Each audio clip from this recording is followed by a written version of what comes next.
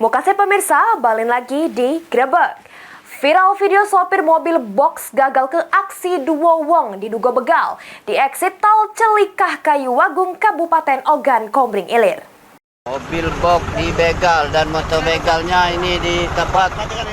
Viral sebuah video sopir mobil box gagal ke aksi dua wong diduga begal di eksit tol Celikah Kayuwagung, Kabupaten Oki. Kejadian terjadi pas dua lanang bermotor nyetop ke pengendara mobil box, kemudian meminta sejumlah duit. Pengemudi box yang ngerasa terancam langsung nombor ke mobilnya singgo motor yang dikendarainya. Kedua pelaku terlindas terus ngelari ke diri. Atas kejadian ini warga sekitar lokasi jadi resah, terutama warga yang membuka warung pada malam hari di sekitar eksit tol Celikah Kayuwagung. Warga berharap kepolisian melakukan patroli rutin supaya pelaku kejahatan bisa diantisipasi. Ya sangat khawatir lah.